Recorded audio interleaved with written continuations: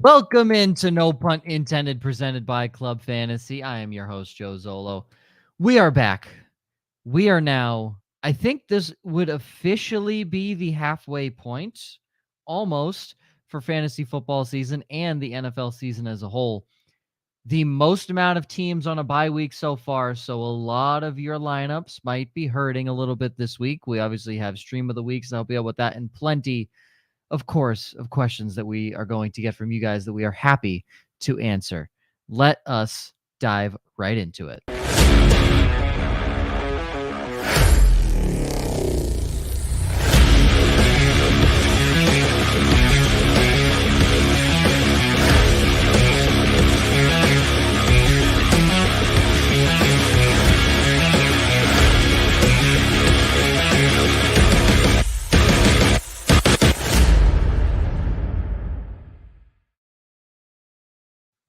Welcome into No Punt Intended, presented by Club Fantasy. I am your host, Joe Zollo. Joining me, as always, and just him this week, Joshua Hudson. Josh, hello. Yeah, you had to bring me on versus Ryan because I'm the only one that got any picks right last week. Just want to throw that out there for as much as you like to troll me in my upsides.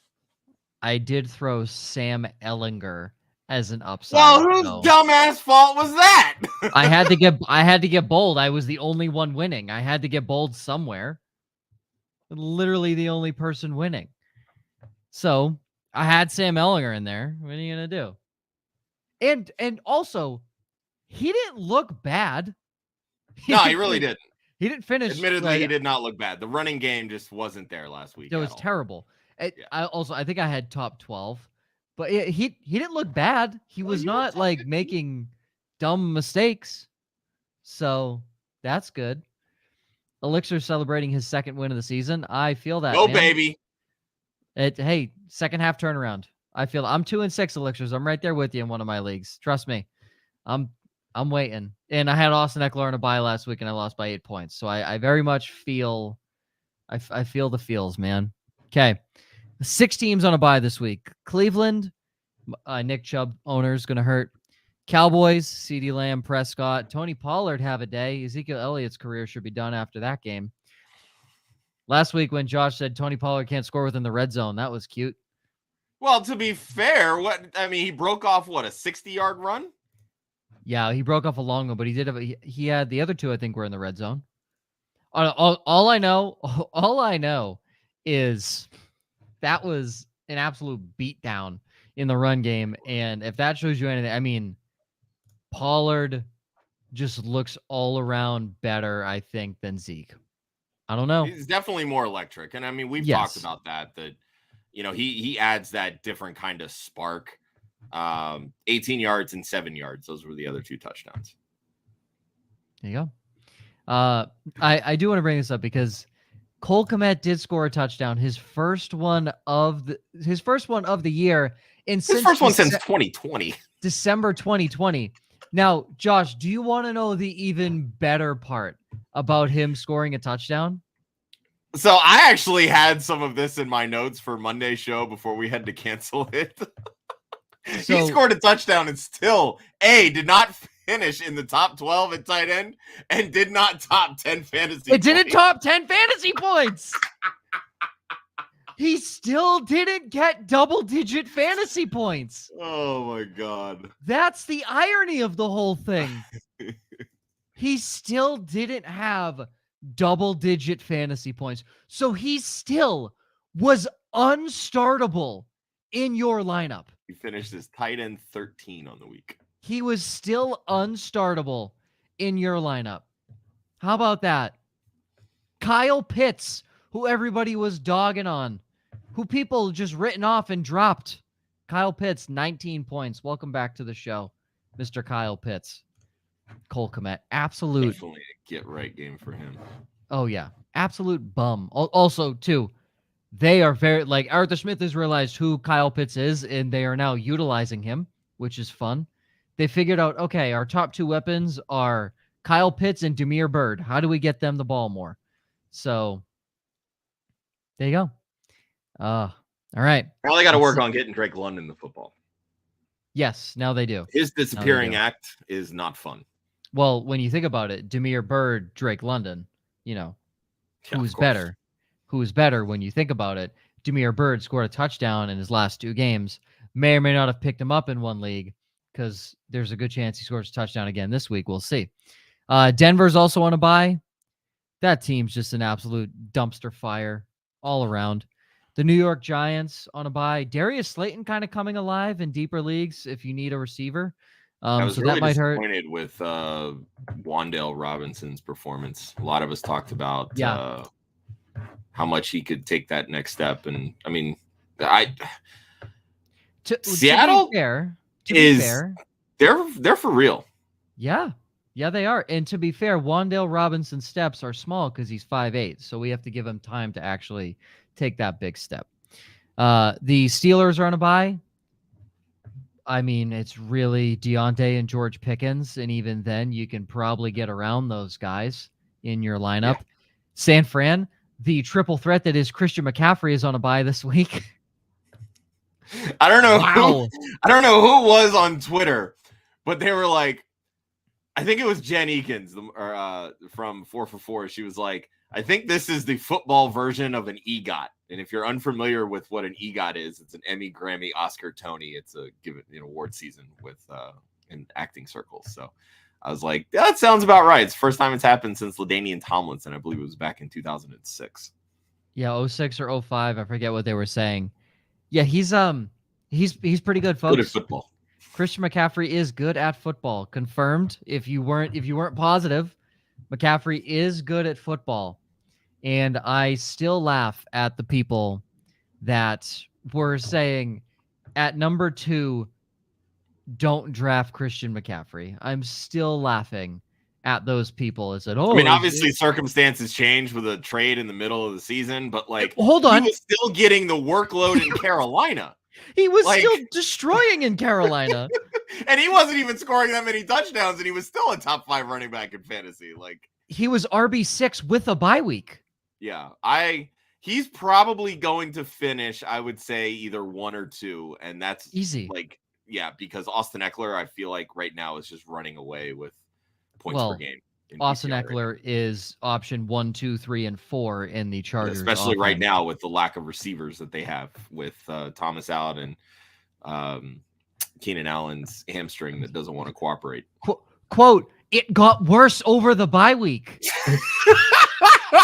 What are you doing on a bye week where your hamstring gets worse? That's what I want to know. Quote, it got worse over the bye week. What? Yeah, that's what? My Josh Palmer sleeper pick in the offseason is looking golden currently if Keenan Allen does not play this week. Wow, that's bad. Okay. Trade deadline moves. The most active trade deadline in NFL history, I believe, with 10 moves. Really 7 that are 10 moves on the day. There were 10 moves on the day and 15 total leading up to the deadline. Hell yeah. So, Roquan Smith to the Ravens. Irrelevant for most of you, but for IDP players, that's pretty big. A middle linebacker in a Ravens defense is pretty damn good. Second in the league in tackles since he entered the league. Yeah, he's good. I think that was the set. Yeah. So here's the thing now. What might impact this here, because this is interesting. For those that don't know, Roquan Smith is in a contract year. He's in the last year of his contract. Baltimore cannot pick up his 5th-year option unless Chicago already did that. I'm not sure. But Baltimore can't do that. So Baltimore definitely traded for Roquan Smith to sign him. If they traded for him and are not going to sign him, that's stupid. For those that don't know, Roquan Smith is going to get probably over $20 million a year at the middle linebacker position. Are off-ball linebackers really worth that much, though? Dude, he's unbelievable. And yes, I believe the market is set at 18 million or something like that. Fair enough. Yeah, no, he is the best middle linebacker in the NFL. So he should reset the market. You know how some quarterbacks or other people are reset the market because it's the quarterback market and they're trash like Jared Goff. No, Roquan Smith is actually good and is probably the best middle linebacker in football. He I is feel like when well it comes worth to it. middle linebackers, a lot of it really is scheme dependent because there are a lot of defenses like Eberflus. He doesn't really value that middle linebacker as a top tier. Like you're going to eat up a grand portion of my salary cap kind of thing. Yeah, And I that's think fair. that's really why he got traded, because it's like, well, let's get some kind of compensation, because even if we lose him, we're going to spend money in the offseason, right? Like they have over $100 million in cap space, the Bears do. So they're going to dip their toes in free agency. So if they lose Roquan Smith, they're not getting any sort of comp picks. This way they actually get value for him when they know that they weren't going to sign him. Smart move on the Colts part. I guess this is the best middle linebacker in football. You're dumb for letting him go for second and fifth. Regardless, Baltimore now has to pay him and Lamar Jackson. Good luck. So how's that going to work? Because they haven't paid Mark Andrews yet, right? No, they did. They signed him. I believe it was last offseason. Okay. Wasn't sure how long he was. Yeah, wasn't sure. I mean, that's a lot of cap space for two guys to be taken out. They also have some veterans on that defense that they could either restructure or flat out release. I'm sure, yeah. But we all talk about the receiving core. I mean, Rashad Bateman's been MIA with an injury this year. I don't think Devin Duvernay expected to miss another 2 or 3 weeks. Yeah, I don't think Devin Duvernay's the answer at wide receiver 1. They signed Deshaun Jackson on a whim, and I am waiting for the goddamn day they realize James Prochet can actually play football, because he played on Thursday night and he was open on every damn route that he ran. So I'm waiting, but they clearly don't want to get him involved. So they're going to need, I don't know. I'm very interested to see what they do with Lamar, because you can't freaking release him at this point. TJ Hawkinson to the Vikings, Irv Smith on IR with the ankle injury. I think it's a better trade for Detroit. I agree. I don't think the Vikings are really getting anything out of this. Someone put out a tweet. Kirk Cousins, when targeting the quarterback, is 33rd in average QBR amongst 33 targeting the tight end. Sorry. Targeting the tight end. He's 33rd amongst quarterbacks in terms of QBR. There were 33rd eligible quarterbacks in that conversation. He's bottom 3 in every single relevant statistical category when targeting the tight end. Some people will say, "Oh, well, that's on the tight end and not really Kirk Cousins." No, it's not. Maybe it's not on the tight end. I mean, some quarterbacks like throwing a tight end, some don't. So, I don't know. Chase Claypool to the Bears. That's just laughable. You have Darnell Mooney. What do you need to stretch the field for? I don't think it's so much about stretching the field. I think. I'm sorry. My bad. They got him to be a tight end. Makes sense now. Completely get it. They realize Cole Kmet sucks. I understand. I think really what they're realizing is that while Mooney is good, he's not a true number 1 that can shake off the double coverages, that can work the zones. Neither is Claypool. I'm not saying Claypool is either, but really what this shows is that they don't really like the upcoming free agent class of wide receivers. Fair. That where they're at in the NFL draft currently or projected, they are either not loving maybe the lower end of the wide receiver roles, or the wide receivers that are coming out potentially, or that they would feel like they would have to reach in the event that they're unable to trade back to get better value. I think a second for Claypool is a bit of a reach. Me personally, I know there are plenty of people that like him as a talent. He's looked better this year than he did last year. I will 100% agree to that. But I feel like he gets in his own head a lot, and he's kind of a dumbass. Kind of? Just my personal opinion. So I don't know. We'll see how he grows with Fields. That's what I will say. Fields, when he has some time, he can sit back, which we all know doesn't really have a lot of time because that offensive line is dog shit. But Claypool right now is winning over 50% of his contested catches. That's a good thing from a big-bodied wide receiver like he is.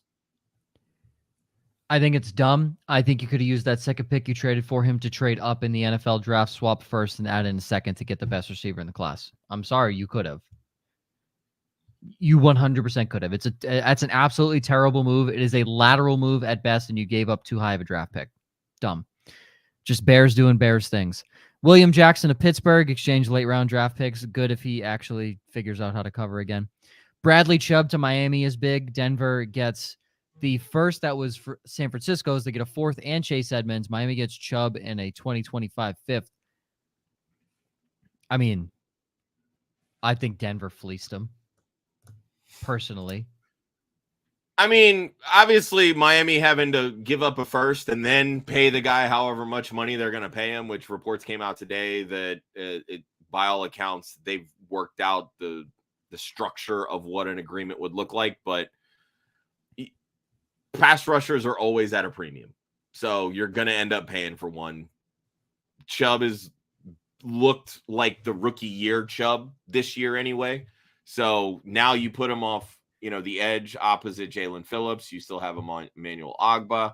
They have some pass rushers here. And when they got into Josh Allen's face, that's how they were able to slow down that Bills offense. So this is the recipe that Miami needs, especially with how weak their back end is right now on defense. Fair. Nyheim Hines to Buffalo. Indy gets Zach Moss in a sixth. Calvin Ridley to Jacksonville. He's suspended this whole season, but Jacksonville gave up a fifth and a fourth. I mean, that's conditional fourth. It's a very creative conditional fourth, I will say. I don't even give a shit. That is a steal. I don't care. It will be interesting to see how effective he is after missing so much time. If Calvin Ridley doesn't pan out, you gave up a fourth and a fifth. Whoop-de-doo. Yeah, I mean, it's fair. Like, you're getting top 5 route runner in the NFL, probably a top 10 receiver when he's not suspended and gambling on the Atlanta Falcons. I don't know. To me, that's an absolutely fantastic deal. Quick injuries. Nico Collins is out against Philly tomorrow. Cooks is questionable. Cordell Patterson is off the IR. JT missed practice, and Cooper Kupp is dealing with an ankle issue. He is likely day to day. Questions before we get into upside, downside here. Taysom Hill or Pitts in a standard for week 9. Who's Falcons got? They have the Chargers, right? Yes, and the Chargers below. Yeah. I'm leaning Pitts here. The thing with Taysom Hill, and Ryan says this every week, especially in his write-up for Stream of the Week, Taysom Hill's upside is probably up there above Kyle Pitts at this point. But his floor is way down there because you just really never know. And after Kamara's explosion with the 3 touchdowns, maybe this is a sign that they're going to start kind of just focusing this offense around Kamara and just letting Taysom Hill be the sort of gadget player that he is. There's a couple leagues where I have Hill that are, kind of down and out teams where I'm like, all right, there's some weeks where I just know that I have to chase upside. So I'm going to put him in. I'm kind of at a point now where I don't even want to roster him because we really have not seen anything resembling that blow up game from a few weeks back. I hate Taysom Hill. I'm glad Dennis Allen has figured out that Alvin Kamara is good in space. Like I've been screaming this entire time. So congratulations, fans that are guys that drafted Kamara and girls. I still hate Alvin Kamara for what he did to me last year because they didn't realize he was good in open space last year. Now they have. The only worry is Kyle Pitts might line up against Derwin James, but they've been spreading him out wide anyway. So I don't think that'll be too much of an issue. I've seen a lot more matchups of him actually on cornerbacks than on safeties. So I think we should be okay there. Traded Boyd for Keenan Allen, thinking of the playoffs. Mistake, perhaps. We'll see. I mean, his hamstring got worse when he wasn't playing. Czar, me and Ryan are the biggest Keenan Allen fans there probably are. I think this is a lost season for Allen. Yeah, I don't know, man. I really hope he's just, I don't know. I don't know. If he does this, I'm out on Keenan Allen next year. I'll still love him, but I'm out on Keenan Allen next year. You'll like Nick Chubb for Ramondre and either Pickens or Deontay Johnson? No. I don't hate it. And the biggest reason, Ramondre, and you know this, Joe, Ramondre is legit. Like they're at a point, the Patriots are, where Yeah. Damian Harris is yielding work to Ramondre. Like they're Goodbye, running. Damian. Yeah, Listen. like Damian, and you can kiss your Patriots career goodbye at this point because you're a free agent at the end of the year. My only issue with this trade, I have right now zero trust in any of the Pittsburgh Steelers' weapons. Yeah. None whatsoever. So I don't really think that you're getting that much better at wide receiver. And we know you're taking a step down at running back, even though it's not a colossal step down. I would hang on to Chubb in this instance. You hang on to Chubb 100%. Ramondre Stevenson next year will probably be a second round pick. He could realistically sneak into the first. It's the back end of the first, right? Like that's not out of the realm of possibility because Harris is going to be gone after this year.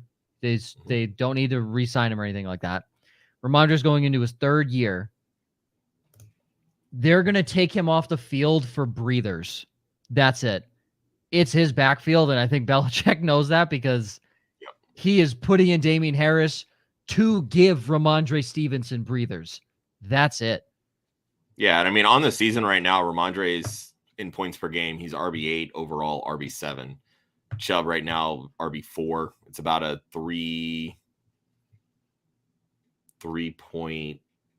3.7 point per game difference between the two. Ramondre Stevenson is looking to be my best off-season sleeper call. I told you he's going to take over Damian Harris's job. I love him, but not for. Oh, honestly, I would do Pickens over Deontay Johnson at this point because it seems like Kenny Pickett. Sadly, I would too. Yeah, because Kenny Pickett's keying in on Pickens more. He's looking for Pickens downfield. That's the big thing, and Pickett is not shy about throwing deep. Matt Canada is just not utilizing Deontay Johnson beyond. No, at all. No, at all. And I don't know if this is right. Pickens probably has the best hands on the team. He doesn't drop anything. It's unbelievable. Bench one in a standard Mixon, Kamara, ETN. Jaguars play at home against the Raiders, so you're probably not benching ETN. Kamara is Minnesota? Did I see that right? No, Saints play the Ravens on Monday night. Ravens. Okay. It's purple. I was close. And the Bengals are somewhere. I'm forgetting They're this home as to well. The Panthers. Man, probably Mixon. Yeah, I would bench. Look, he has the lowest I upside. like the matchup. It's just he's been so inefficient. Lowest upside. Yeah. Right? Like Agreed. what I think lowest upside. Right. I think too when you look at offensive lines and usage, Kamara and ETN are the number one options right now in both of their offenses.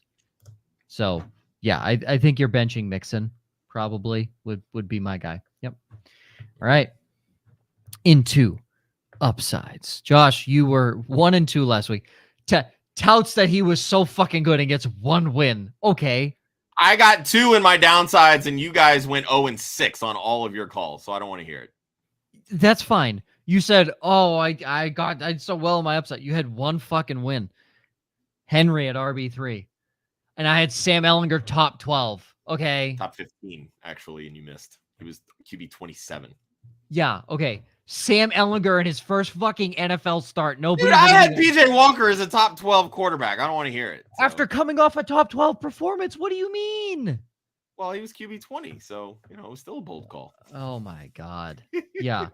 Yeah, definitely a bold call. To be fair, I tried to go the easy route with Ernst Smith, and then look how that shit blew up in my face. Yeah, that one was tough. 1-2 last week, 5-18 on the season. Miles Sanders scores 20 fantasy points this week in Houston. I mean, Houston sucks.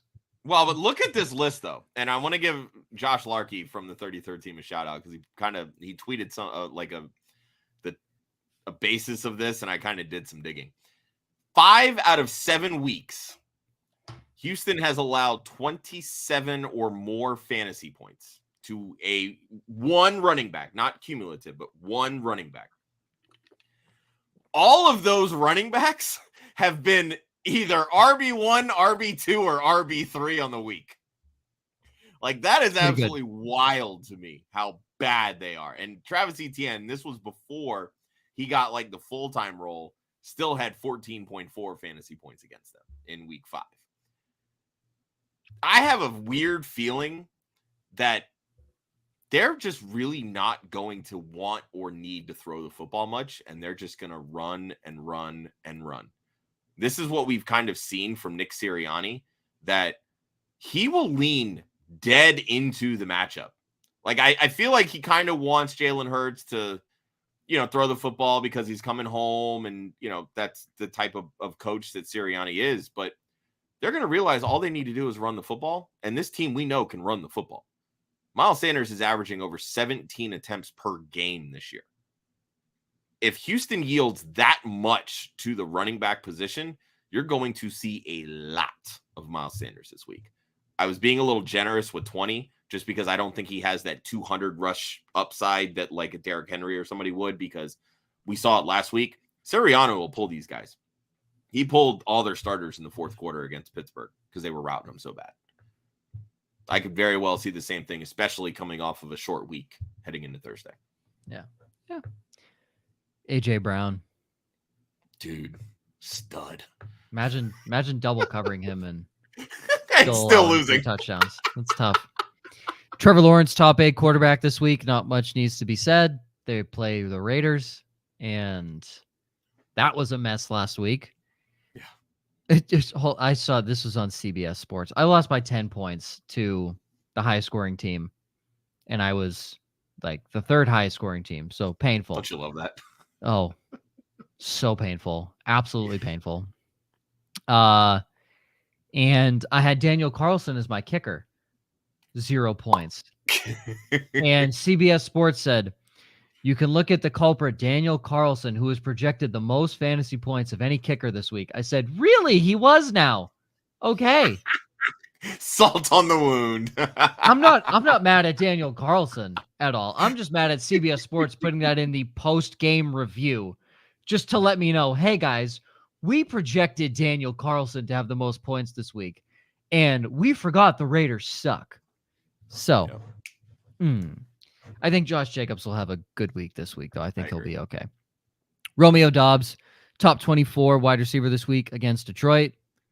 It's Detroit. Got back on the horse last week. Yeah, it's Detroit, and Romeo Doubs is the only option. Well, I mean, he wasn't the only option against Buffalo. I mean, they threw to the other rookie, Toure, I think his last name was. Saoirse Toure?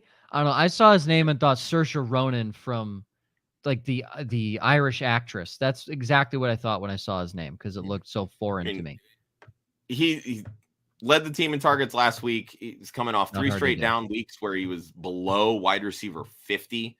He has 3 games this year, wide receiver 20 or above.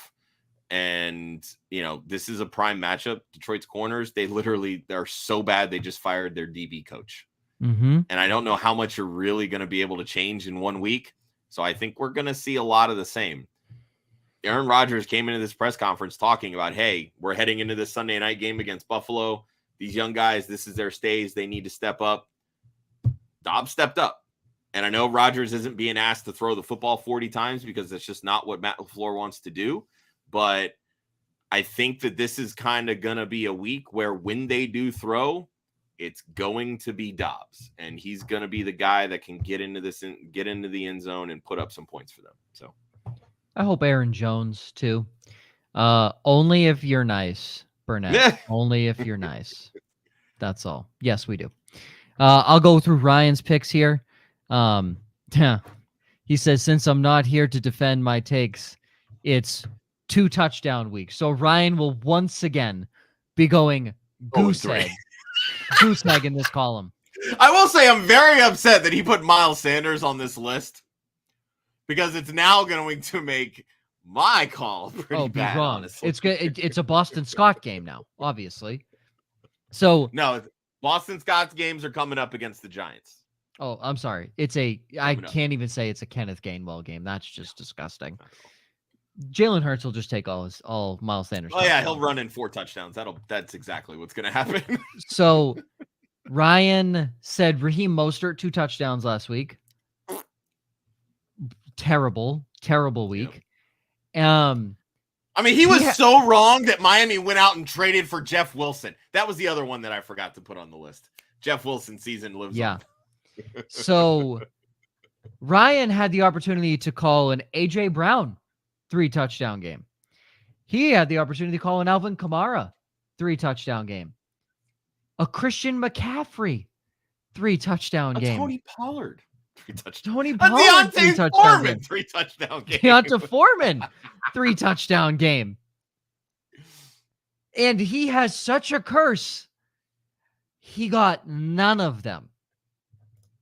None of them. So this week he says Josh Palmer 2 against Atlanta. That's painful. Aaron Jones 2 against Detroit. Fuck you. And Miles Sanders scores 2 on Thursday against Houston. Fuck you, Ryan. Don't care. Don't care. Don't have Miles Sanders. These jinxes should sufficiently piss both Josh and Joe off. Accurate. You are so correct. We're good. To me, my picks, I was 0-3 last week, but still best on the season. If you add up Josh and Ryan's wins, they equate to mine. So Pat's defense forces 2 turnovers against Indy. Zay Jones top 28 against Vegas. I wanted to go bolder, but he's also been kind of down. Revenge game, baby. Oh, I didn't realize it was a revenge game. Yeah. I mean, wide receiver 1 then. And because I was like, okay, I'm going to go a little more bold on this one. Demir Bird top 30 against the Chargers. Hey, back-to-back I feel so strongly he scores another touchdown. It feels like Marcus Mariota. Like I was like, okay, Olamide Zaccheaus, he's their deep threat. I don't know what it is. Mariota is keying in on Demir Bird. Well, Zaccheaus is more of a slot guy anyway, and he is, but he runs a 4.3. Yeah, I know, but he's smaller in stature. I think he's like 5'9". Demir Bird is 5'10" on a good day. Yeah, but there are plenty of 5'10" out wide receivers. Oh, hey, I agree. I have been a huge Demir Bird fan since he signed to the Patriots. He is extremely reliable. He doesn't drop the football, and his route running's really good. He's just undersized and is not the quickest in and out of his cuts. He's just a clean route runner. I love it. I think Demir Bird top 30 against the Chargers. The influx of questions comes. Carrington traded B-Rob for a 2023 first. Yeah, we were talking about this on Twitter. I was like, you got offered a first-round pick for Brian Robinson? I don't care what the format. You smash accept and laugh to the bank. I don't care if it kills your RB depth. These are the types of trades that help you build a dynasty. So yeah. And since he'll probably be in last place because he traded you Brian Robinson for a first-round pick, you use that first-round pick on Bijan Robinson, and you're chilling. You're good. There you go. So, Tua Tag'em and Bag'em or Kirky Cousin Kisser? What are these names? Miami plays a team, and so does Minnesota. Why am I Miami? Let me see. I'm forgetting who everyone's playing this week, and I don't know why. Dolphins are at Chicago. Oh, yeah, I don't like that. Tua's on my downside. And I do not like Cousins is at Washington in revenge game. Did I go back-to-back weeks of putting Tua in my downside? Yeah, that burned you last week. It ain't going to burn me this week. It's not going to burn me this week. I can guarantee that. Who'd you say Minnesota's playing? Sorry. It's at Washington. Yeah, it's Kirk Cousins. It's Kirk Cousins. I mean, I think both are going to be top 12 options, in all honesty. I think Tua gives a little bit more upside just because I like his weapons better. So I would go Tua, but I know Joe doesn't like Tua this week. Nope. Kirk Cousins, baby. Light him up. George, what are the odds the Texans cut and or orchestrate a buyout for Cooks? Dude seems pretty pissed on Twitter and isn't practicing. Also, thanks for telling me to play A.J. Brown. You're welcome. I mean... Look, buyouts are an NBA thing. That's not an NFL thing. Yeah, no, not an NFL thing. Brandon Cooks will just... he signed a 2-year extension this offseason. They're not... I know they were working... They had a deal mostly in place with Dallas, and they just didn't have enough time on the clock to figure out all the financials and the minuscule crap that goes into trades and contracts and all that shit. So, I mean, he's pissed. They'll probably do exactly what Elijah Moore did. They'll sit him this week, give him a few days to blow off some steam and come right back. I mean, Cook signed the extension because he was constantly bitching about how, he wanted to be able to stay in one place. Yeah. So that's why they offered him the extension. He signed it. So now all of a sudden he's changing his mind that, get me the fuck out of here. Like, come on, dude. Like, make up your fucking mind. Mm-hmm. Bambo, trade JT for Dameon Pierce and Curtis Samuel. I mean, at this point, I really don't want much at all to do with Jonathan Taylor. I agree, but can we not get something a little better than Curtis Samuel? Yeah, that's kind of where I'm at. The target share is still there. It's right now, I feel like Samuel's really just a floor guy, and I do think Pierce will play well against Philly. Their run defense has really struggled, and I think Pierce will play well the rest of the season. Yeah, 1,000% I do. And honestly, I think he's better for you than Jonathan Taylor. But if you can squeeze a much better wide receiver than Curtis Samuel off of the name Jonathan Taylor, I would very much do that. If Carson Wentz was still the quarterback, I think I'd be okay with Curtis Samuel. I said this when Heineke came back. It is Terry McLaurin, and that's it. Terry McLaurin is his guy, and very clearly he has shown why he should be that guy, because he just absolutely dicked on Stephon Gilmore on that deep ball. That surprised me. Not going to lie. Did not surprise me at all. Heineke underthrew that ball, and he dicked on Stephon Gilmore. So shout out Terry McLaurin. Heineke does not look Curtis Samuel's way. And Heineke... But they're also getting Samuel very involved in other ways. Like elsewhere. They're giving him rush attempts. 100%. That's going to keep that floor elevated. I think you can get someone better. And it's Taylor Heineke's job. Carson Wentz will not have a job when he's back off the IR. Sorry. His NFL career is done. He is a backup at best or a bridge quarterback for another team. And Taylor Heineke is a fantastic bridge quarterback. I don't know why they went and traded for Carson Wentz. Made no sense. Dumb. So get someone better than Curtis Samuel. Got offered Amon-Ra St. Brown and Ramondre Stevenson for Jamar Chase. Do I take it? I mean, at this point, Chase is out he's out this week and another 2, I believe. Honestly, I think he's going to be out longer than 4 weeks or 3 games because they're factoring in the bye week. Like, dude, this is a hip injury, man. Like, especially with all the turf and stuff that they play on. Like, if this is a dynasty question, I would do this in a heartbeat. I agree, because Chase is a primo dynasty asset. In redraft right now, St. Brown and Stevenson are helping you. Chase is not. So unless your team is stupid deep and you can afford to lose St. Brown and Stevenson and still not play Chase and win, no, then sure. Why not? He's getting Amon-Ra and Stevenson. Yes. 100%. Do it. Yes. Do it. 100%. Yes.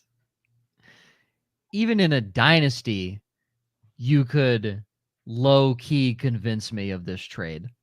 Maybe with a pick thrown in, like a second-round pick. But I wouldn't settle for more anything less than at least 1 first. Fair. But you're telling me Amon-Ra St. Brown is probably not a top 5 dynasty receiver currently? I don't think he's top 5, but I would definitely put him in the top 10 to 15 at this point. And I think the trade of TJ Hawkinson solidifies that for me. Yeah. You get St. Brown and Stevenson right now. They're going to help you, and Chase won't help you for another, again, at minimum 4 weeks. So St. Brown, Stevenson, 100%. Elijah Moore, Drake London, PPR. You got to go Drake London. His matchup is way Mike, better, at and this they're point, not. I know you're a Jets fan, dude. Cut the cord. Elijah Moore is not helping you. Be done. Droppable. Move on, dude. He's droppable. Yes. 100%. Are you guys worried about Singletary with the Hines edition? No, because Hines won't take away any of his rushing attempts, in my opinion. Yeah, he's still carrying, 70% of the rushing load at this point? Yeah, I think, and I don't know how active Singletary was in the passing game, but that's the only part I'm worried about, is Singletary in the passing game, but I don't think he was even that active there anyways. Yeah, I mean, he So was an RB2. I think really all Hines does, especially in PPR formats, it drops him more to like a fringe RB2. Like you're looking at him more as a flex play, in my opinion. yeah. Yep. Myers, Walker, Dylan, Mooney at a flex. Jacoby plays at home against Indy. Kenneth Walker. I just need to pull up the goddamn schedule because I don't know why I'm not remembering a Walker's single at game. Arizona. Dylan is in is Detroit. at Detroit. Chicago is at Mooney home is against home Miami. Yep. I'm probably going.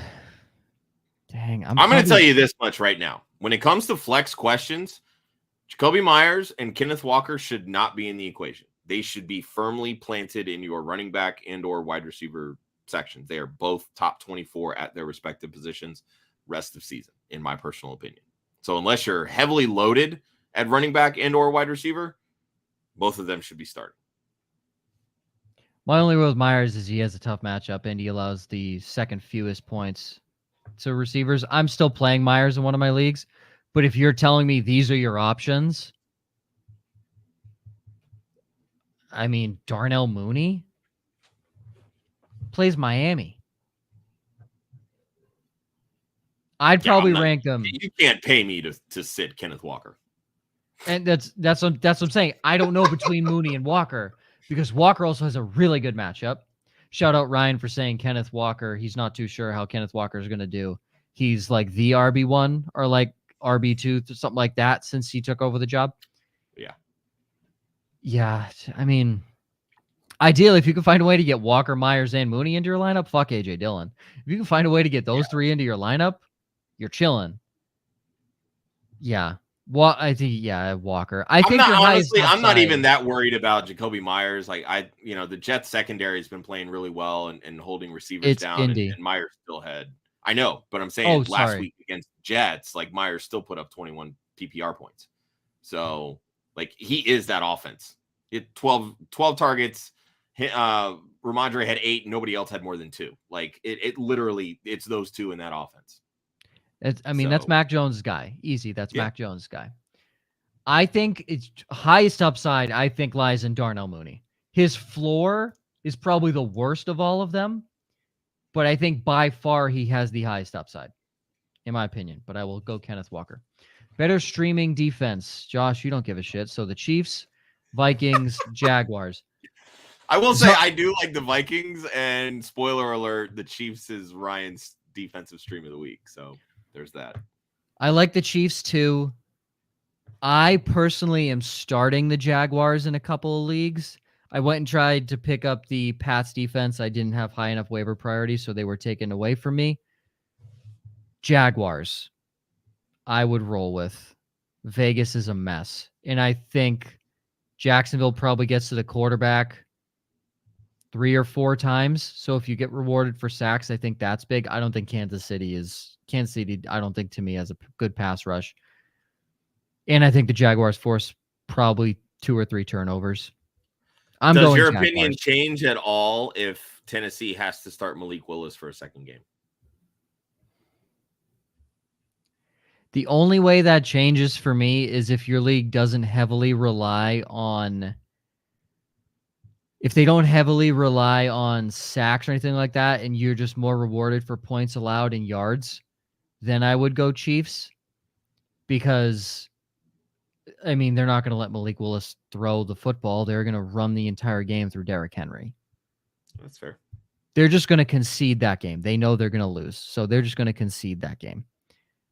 I'm still Jaguars. I think the Chiefs are still a very good option. I just think the Jaguars have more skill, which is terrible to say. But Jeff Wilson season, yes, it is. It is officially back. If Patterson doesn't play, Caleb Huntley or James Robinson in a PPR. Josh. Ooh. I'm okay with Huntley. I don't know how I still don't know how they're using James Robinson.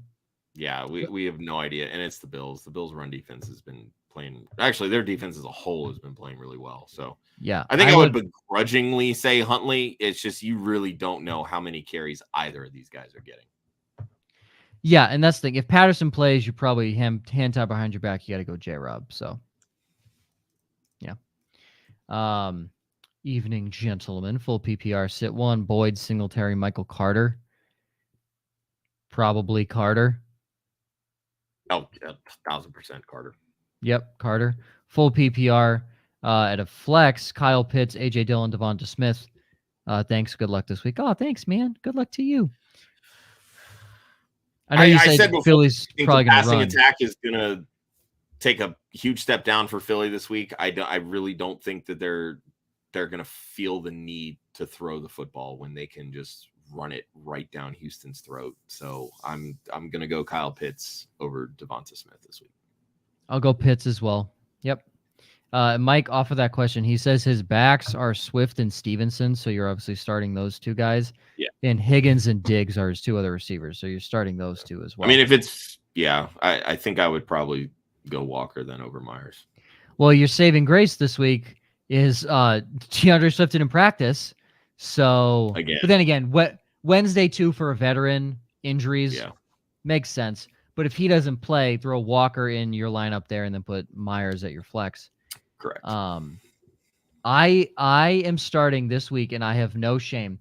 Christian McCaffrey's on a bye. I am starting both DeAndre Swift and Jamal Williams. I have no shame. Both can be top 10 backs, so I don't tell me I'm wrong. Yeah, Jamal absolutely. Williams had more points. Williams gets the touchdown. Swift does everything else and does it at a high level. So. It is so painful watching it because DeAndre Swift is just worlds better than everybody on the field, and they don't give him the ball enough. Deion Jackson or Huntley, presuming Patterson doesn't play. Deion Jackson, 1,000%. He's actually shown he can do stuff. Deion Jackson. Okay, downsides real quick as we go into this. Josh, you have DeAndre Hopkins outside the top 24 this week. You were 2-1 last week. Mark Andrews outside the top 10 this week in New Orleans. Jared Goff outside the top 25 against Green Bay. I love it. I had to do that one just because I was going through and I was looking at because he's played better at home. He has 2 top 6 performances at home, and he hasn't finished any lower than QB 17. Packers are top 4 against quarterbacks. So I feel like as much as this is a get right game, this could be a get right game for Detroit being at home. And, they came out slinging against Miami. I feel like Rodgers is like, look, I still own this division and he's coming for it. So yeah, he's losing everybody else, but he still needs to show these guys that he runs the North. So. Okay. Plus, I needed a reason. We needed a reason to shit on Jared Goff. Let's be honest. I feel like we haven't really done that much lately. I always love that. Ryan, another goose egg. Shocking. And he said, let's keep the TD theme alive, folks. New York Jets running backs will score a touchdown against. No New York Jets running back will score a touchdown. Oh, no. I thought he said, I feel like it'd be bolder to say they will. But that would then be an upside. Oh, right. Sorry. No Jalen Waddle TDs this week against Chicago. And no Mark Andrews touchdown if he plays. No Isaiah Likely touchdown if Andrews sits. But if they both play, Likely will probably score. Did you get that? Did you guys follow the math there? That's a clusterfuck of a prediction. All you need to know, Ryan's going to get all of them wrong. That's all you need to know. That is all you need to know. Yeah, okay. I went 0-3 last week. 1.04 points. That was extremely bold of me. Well, I think it was the Claypool threw a touchdown. Claypool threw a fucking touchdown. Yeah. What the hell? That's what took it over the top. Yeah. As a receiving core, and Pickens went over. Yeah, Pickens went over. So as a receiving core, I was dead on. Ugh. Now, if you had just said Deontay Johnson and Pickens don't top 20 points, you would have been right. Fuck you, Chase Claypool.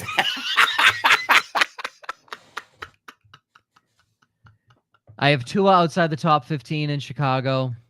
L. Not an L. I'm telling you right now, it's not an L. 2 back-to-back games on the road. A team who plays in warm, sunny Florida, going to the Windy City in the beginning of November. I don't know if you've ever been to Chicago in November, Josh. I've never been to Chicago, period. But it's cold and gross. Well, I'm also aware that it's called the Windy City for a reason. So, well, while I'm talking, I'm also going to look up the weather just for shits and gigs this week in Chicago, just to see, right? Because if it is nice, then maybe I will be wrong on this. 52 degrees. Okay, 52. That's not bad. That's not terrible. But you gotta remember that's 52. Actually, it says 65. That's a dagger. 65 with 15-mile-an-hour winds. So I wouldn't 15-mile-an-hour winds isn't bad. I don't know, man. I'm just saying. Never know. Houston has fewer than 200 total yards against Philly. Again, really that I believe. That I believe. See, right, like it's believable, but also at the same time. And Dameon Pierce will have 130 of them. I'm just saying. That's the thing. But in the fourth quarter, they very well could have 150 yards because it's garbage time. So this is I'm confident, but at the same time weary because garbage time is a real thing. Derrick Henry outside the top 8 against Kansas City, simply because I don't think they're just going to be able to run the football the whole game. If they do, then I'm wrong because Derrick Henry is going to have 55 touches in that game. But I just don't think that they're going to need to throw to stay in the game. Again, the thing that will hurt me is if Malik Willis is in. I don't know if they're going to trust him enough to let it rip. So we'll see, but I think just be weary with Derrick Henry. Essentially, don't expect him to be like the RB1 like he has been the last 3 weeks. I still think he should go over 100, but 110, 112, and that's just based off of sheer. If he doesn't go over 100 on 35 carries, something is wrong, and Kansas City just played really good defense. But I think the upside is limited for him on touchdowns. My biggest worry. 2 questions. How many fantasy points will the Houston Texans wide receiver core put up if Cooks is out due to personal reasons? Well, Philip Dorsett will be their number 1. Less than 10.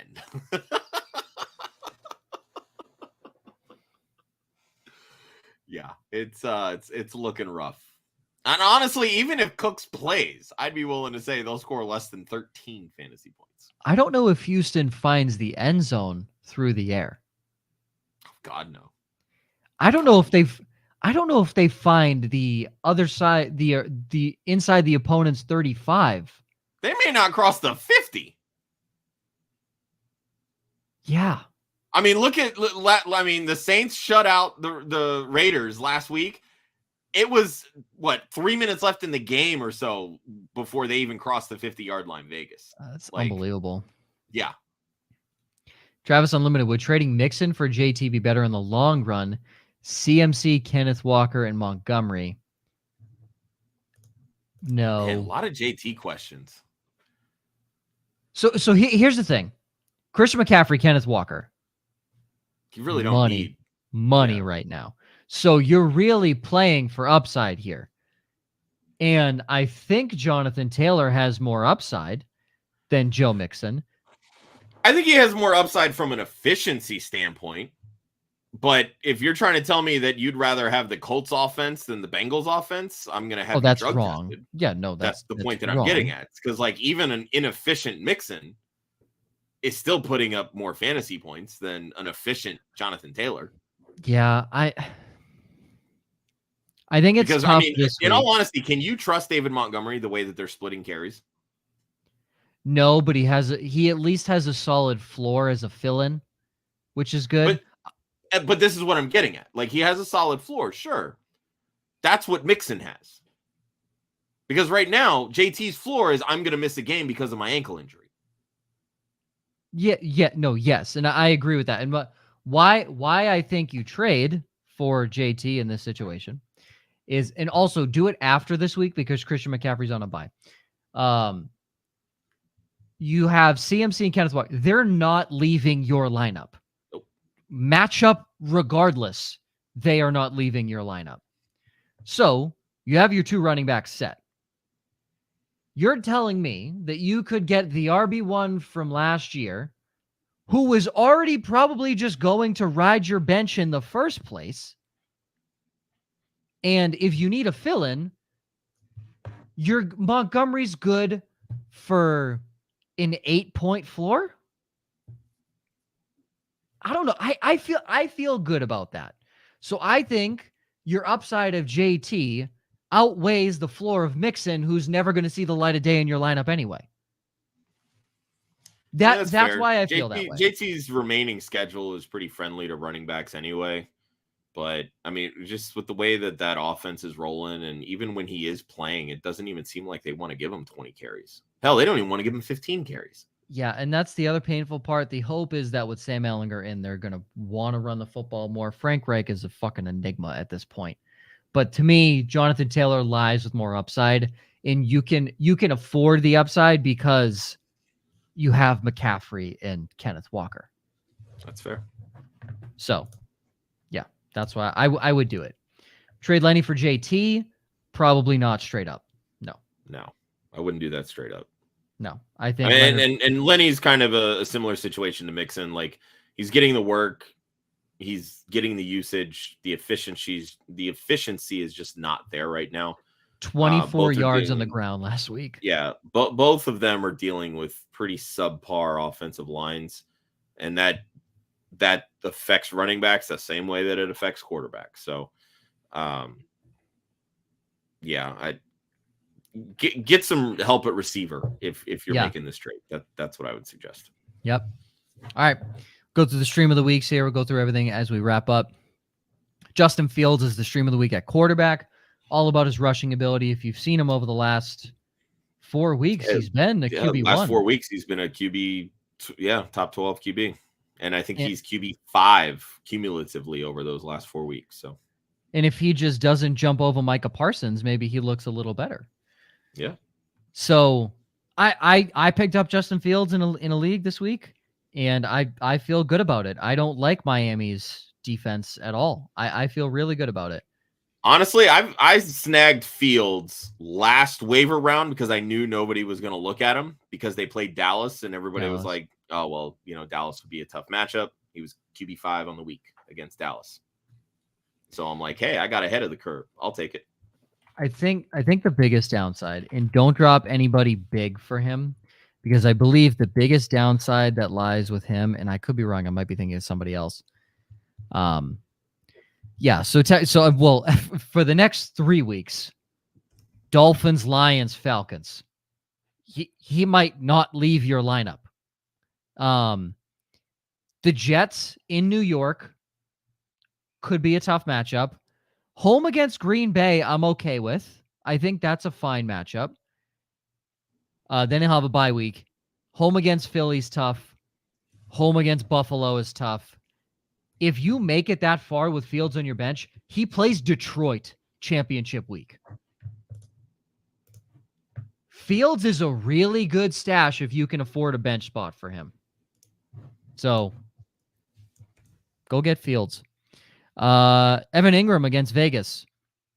You're praying for a touchdown and the Raiders give them up. There you go. That was Ryan's reasoning. And as we already talked about earlier, Kansas City is the stream of the week. Home game, off a bye, primetime, might get a rookie quarterback. Even with Tannehill, I still do agree in terms of who's 50% available. So, like it. My P corner for the Colts Patriots. My fade is Pittman. I don't know what happened. The Colts should have been in field goal range, and Pittman right between the numbers, hit all 10 phalanges, and he couldn't pull it in. Worrisome. And also, it looked like Ehlinger wasn't really going his way. Kind of felt spread out. A lot of underneath stuff, quick stuff to obviously get it out of his hands. He's a rookie. My play is Paris Campbell for that reason. So, I don't know. Yeah, also, Campbell was still seeing targets and work with Ehlinger last week. So, I don't hate it. Yeah, I of all the receivers, because I don't really know what the backfield looks like. Of all the receivers, I think Campbell probably has the best upside. Outside receiver, dude, the Patriots. are so freaking good with Jack Jones and Jonathan Jones. And if you're like, oh, Joe, Garrett Wilson toasted them last week. Look at every route Garrett Wilson had a catch on. It was against Jalen Mills or Miles Bryant. Every single one. You remember that long play he had? That was Miles Bryant fucking up zone coverage. It's just so bad. Jalen Mills also terrible. But yeah. Josh finally puts in his props. Both of you and Ryan are 5-3. Jalen Hurts. That is the line. I literally just said there's a good chance he has 4 rushing touchdowns, right? That's the line? Yep. Okay. Yep. Talk about easy money, baby. It feels too good. Like, what do they know that we don't? Because that feels too good. Well, I mean, that's the thing, and it's what I've been saying the entire show. I don't think Philly is going to throw the football much because they're not going to have to. Yeah. They're gonna run up the score quickly because that's what they do. They're the highest scoring team in the first half of games in the NFL this year. And then they're gonna coast because Houston, their offense cannot keep up with our defense. The only thing that will really slow this team down is the short rest. So I think that they're going to just run the ball to kind of ease their team back into this. And I think that's going to keep Jalen Hurts on the ground versus in the air. I still think Hurts will have a good game simply because he's at home in Houston. And this is what Nick Sirianni does. He's a player's coach. He hypes up his guys. This is a homecoming for Hurts. He's going to want a ball in front of his friends and family. And he's going to. It's just not going to be through the air like it was last week when he scored through 4 passing touchdowns. 4 rushing touchdowns is very much within his ceiling this week. Yeah, and all he needs is 1 to hit the over here. Justin Herbert is Ryan's with over 279.5 total yards. Quick ones to end the show. Offered a 2023 first and Elijah Mitchell for Josh Jacobs. I would want to be on the Josh Jacobs side of this trade. I will say this. I don't hate the idea of giving up Josh Jacobs. In our Club Fantasy Dynasty League, I'm kind of in a rebuilding sector in there, and I moved Josh Jacobs for picks. I'm fine getting picks back for Jacobs in the event that you are rebuilding. Elijah Mitchell has 0 dynasty value with Christian McCaffrey in front of him right now. 0. So I would be looking for more than a 2023 first right now. Yeah. So, and I want to answer this last question, right? I'm going to answer this for you. That's what we do. We're all about, helping people get into fantasy, playing fantasy and enjoying. Yeah, fantasy. But I don't want you to answer this. I need him to have my perspective of Dynasty. The highs and lows. Cole, let me tell you, it's a lot of fun. It is a lot to keep up with. It might seem overwhelming at first. It's a lot of fun because you feel more like a GM year-round, more trade negotiation. It's a lot of fun. Let me tell you the ups and downs of Dynasty, my friend. This year, let me explain it to you. So I have been bottom 4 every single year. Very simple. This year, I go in, expecting I'm going to rebuild, I'm just going to play my guys. It is what it is. And I have a solid core. Kyler Murray, Jonathan Taylor, Jamar Chase. I'm like, great. I'm going to build around those guys. We're going to be good. And then I start seeing that, these guys are playing well. And, I have guys like I drafted Eno Benjamin. I drafted Kenneth Walker. I got Ramondre Stevenson for a 3rd-round pick. I have Tony Pollard. I have George. I drafted George Pickens, Marquez Valdez-Scantling in there. I'm like, oh my God, there's opportunity here to actually, move on and win. Broncos defense, they've been great this year. I was like, oh my God, this could happen. And then my 2 horses, Jonathan Taylor and Jamar Chase, say no. I'm like, what the hell? I was primed, dude. Primed. I was one of the lowest scoring teams, and I dropped a 180 spot 2 weeks ago because of Chase Murray. Loaded roster. Loaded. Nope. Deuces. Fuck you, Jamar Chase. Fuck you, Jonathan Taylor. So now I'm like, do I continue to even try and play at this point? Because my team's still fucking good.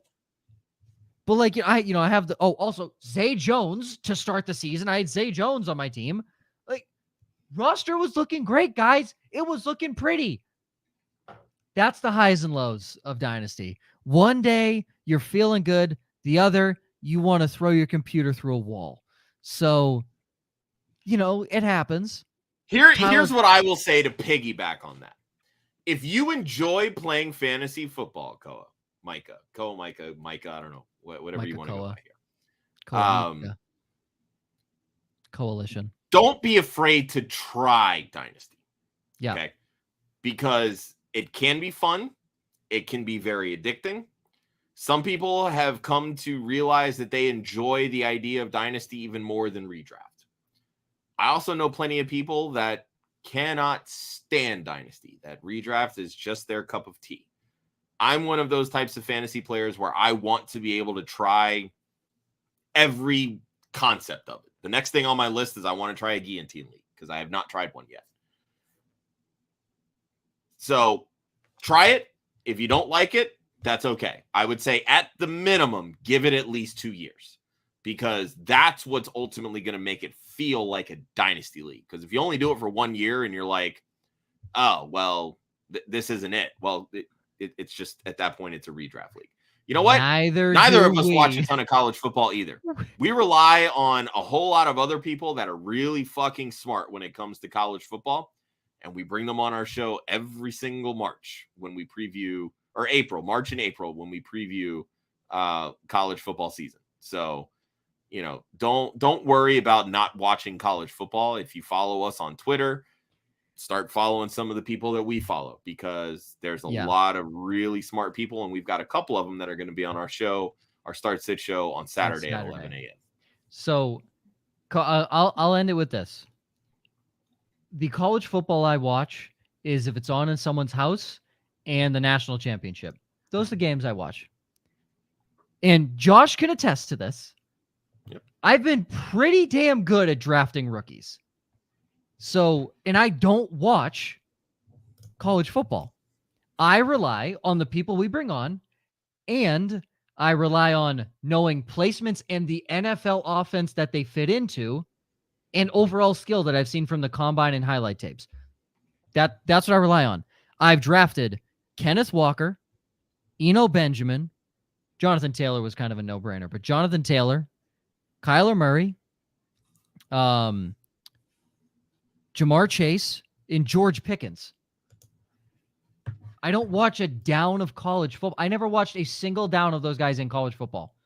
I watched one game of Jamar Chase. It was a national championship. I said, yep, when he's in the league, I'm drafting him. That's all I needed. You do not need to watch college football. You go for it. Just listen to some people. You'll be really good. We promise you. Okay.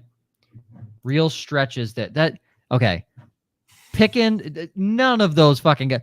Eno Benjamin's the stretch of all of them. And I called when I drafted him. I said, Cliff Kingsbury runs to running backs on a 1.5-year cycle. This is the start of Eno Benjamin's 1.5 years. Yeah. There we go. And he's going to join. Koa, congratulations. We hope you come back and continue to learn. Hey, hit more subscribe over on our Twitch or even come over to YouTube as well. Club Fantasy FFL over on YouTube as well. Because we'll do stuff in Dynasty throughout the offseason as well. And we do shows every single Wednesday throughout the offseason. So we're talking constantly about these guys. We do college shows, rookie shows that we bring on people that know way more than we do. Our mock draft shows also throughout the offseason. Yep. So please come continue and join. All right. Upcoming show, Sneaky Flex, Down with IDP. Starts a different day. It is me, Josh, Alfredo, and Kevin Coleman this week. Going to be a lot of fun. Yeah, a lot of fun. Baby. Two guys that watch a lot of college football. So. Yeah. Going to be a lot of fun. This should be a really fun show. All the articles you can find at clubfantasyfl.com, and you can follow us at Club Fantasy FL on Facebook, Twitter, and Instagram. Be sure to subscribe on not Facebook. God damn, Kyle got me thinking Facebook. Subscribe on YouTube, and then also follow us over on Twitch as well, just in case YouTube or Twitch acts up. But make sure if you subscribe on YouTube, we do giveaways every set of 50 subscribers. Once we hit 500, you're going to get the choice if you win of certain prizes that we will have offered, and we're very close. So head over there and make sure you subscribe, because everyone subscribed is automatically entered to win. For Josh at the One Hudsonian, for Ryan, who is not with us tonight, but at the Fantasy 5, for Koa Micah at Micah Aia, for myself, I don't know. He said this is Koa Micah. Nice. Let's go. Hell yeah. And for myself at Joe_Zollo, you can follow Club Fantasy at Club Fantasy FFL. The URL is clubfantasyffl.com. Always remember, defense wins championships. Offense wins fantasy football. We will see you next week.